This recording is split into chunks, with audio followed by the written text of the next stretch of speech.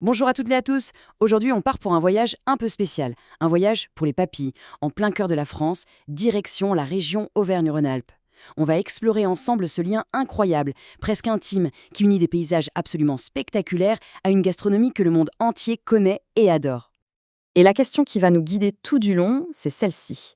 Est-ce qu'un paysage, ça peut avoir un goût? Ça peut paraître étrange dit comme ça, goûter un volcan, une rivière des Alpes, une vallée fertile. Eh bien, en Auvergne-Rhône-Alpes, la réponse est un grand oui. La cuisine là-bas, ce n'est pas juste une question de tradition, c'est l'expression même de la géographie. Alors, c'est parti, plongeons dans ce décor. Cette région, c'est un véritable concentré de paysages, un territoire de contrastes vraiment saisissant. On passe des sommets enneigés des Alpes aux anciens volcans d'Auvergne, et tout ça, ça va directement influencer ce qu'on va retrouver dans notre assiette. Pour commencer, plantons un peu le décor avec les cœurs battants de la région. On a bien sûr Lyon, la capitale de la gastronomie, mais aussi Grenoble, au pied des Alpes, ou encore Clermont-Ferrand. Chacune de ces villes est un carrefour, un point de rencontre, où les produits des montagnes et des plaines se retrouvent. Et tout autour de ces villes, la nature à l'état pur. Pensez aux anciens volcans comme le Puy-de-Dôme, aux eaux cristallines du lac d'Annecy, ou aux canyons vertigineux des gorges de l'Ardèche. Chaque lieu, chaque écosystème, est une promesse de saveur bien particulière. C'est vraiment de cette terre que tout commence. Bon, maintenant qu'on a admiré le paysage, passons aux choses sérieuses. La dégustation. Comment est-ce que ces paysages magnifiques se transforment en ingrédients? C'est là que notre périple de la terre à l'assiette commence pour de bon. D'abord, les immenses pâturages. Ils nous donnent des viandes d'exception, comme le bœuf fin gras ou la fameuse volaille de Bresse, qui est d'ailleurs la seule au monde à avoir une AOP. Et puis, il y a les forêts, bien denses, qui sont le royaume du gibier, apportant des goûts plus sauvages, plus puissants.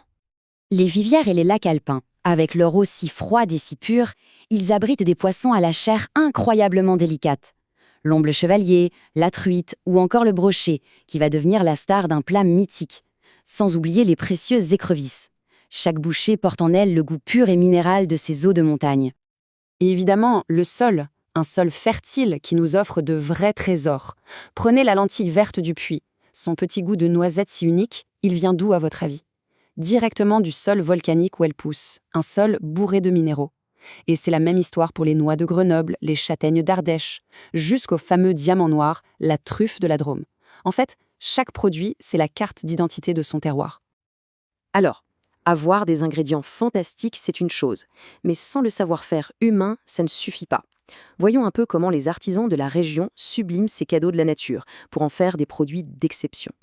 Impossible, mais vraiment impossible de parler de l'Auvergne sans parler de ses fromages. Le Saint-Nectaire, par exemple, il capture tous les arômes des fleurs que les vaches ont brottées dans les pâturages d'altitude. C'est un goût qui se développe, qui se concentre pendant des semaines dans la cave. Le Cantal, lui, a une puissance qui évolue avec le temps. Ces fromages AOP, ce sont de véritables emblèmes. Et la liste de ces trésors protégés est longue, très longue. Du vin du Beaujolais à l'agneau de l'Aveyron, tous ces labels, AOP, AOC, IGP, ce ne sont pas juste des lettres sur une étiquette. Non, non, ils garantissent une origine, un savoir-faire et une qualité qui sont complètement liés au territoire. Ils protègent à la fois un lieu et une tradition. D'ailleurs, ce qu'il faut bien comprendre avec le label AOP, qui est le plus exigeant de tous, c'est qu'il certifie ce lien dont on parle depuis le début. En gros, il nous dit que ce produit n'aurait jamais le même goût, ni la même texture s'il était fait ailleurs, même avec la même recette. C'est la signature officielle du terroir dans le produit. Et bien sûr, il ne faut pas oublier les autres spécialités qui font la richesse de la région. La charcuterie, évidemment, avec le saucisson sec d'Auvergne ou la rosette de Lyon. Mais aussi des boissons uniques comme la liqueur de verveine ou même les eaux minérales mondialement connues qui jaillissent directement des Alpes. Voilà, notre voyage arrive à sa destination finale, et c'est la plus délicieuse.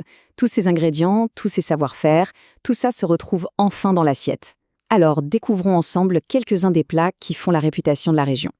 Voici la truffade. Ah, ça vient tout droit des montagnes d'Auvergne. C'est un plat simple, rustique et surtout très généreux. Ce goût de la tome fraîche qui fond et qui enrobe les pommes de terre, c'est tout simplement l'âme du Cantal dans une assiette. Ah, le gratin dauphinois, un accompagnement qui est devenu une star planétaire. Mais quel est son secret? Des pommes de terre fondantes, une crème onctueuse et juste ce qu'il faut d'ail pour parfumer le tout. C'est l'élégance et le réconfort à leur maximum. Allez, direction Lyon avec les quenelles de brochet. Là, on change complètement de registre, on est dans la finesse, la délicatesse du poisson d'eau douce, le brochet, qui est transformé en une sorte de nuage. C'est l'illustration parfaite du raffinement de la grande cuisine lyonnaise, surtout avec la fameuse sauce Nantua. Le pâté-croûte, c'est bien plus qu'un plat. C'est une véritable œuvre d'art, un vrai défi technique pour les charcutiers-pâtissiers qui rivalisent de créativité. Tout l'enjeu, c'est d'avoir un équilibre parfait entre la farce, la gelée et cette pâte bien croustillante. Et pour finir sur une note sucrée, on a deux options. Soit la légèreté incroyable, presque aérienne, du gâteau de Savoie, soit la pure gourmandise des bugnes, ces petits beignets croustillants qu'on adore manger pour Mardi Gras. Deux facettes de la douceur régionale. Bon, après tout ça, on a l'eau à la bouche. Maintenant, comment on pourrait assembler tous ces éléments pour créer une expérience complète, un vrai repas régional? Voyons voir. On pourrait par exemple commencer en finesse avec une tranche de pâté-croûte, continuer avec la générosité et le réconfort d'une truffade, passer ensuite à l'essentiel, l'incontournable morsure de Saint-Nectaire, et finir en légèreté avec un gâteau de Savoie. Voilà un parcours parfait à travers les saveurs de la région. En fin de compte, chaque plat, chaque produit, c'est un chapitre de l'histoire de cette terre. Une histoire qui nous parle de la rudesse des volcans comme de l'élégance des grandes villes.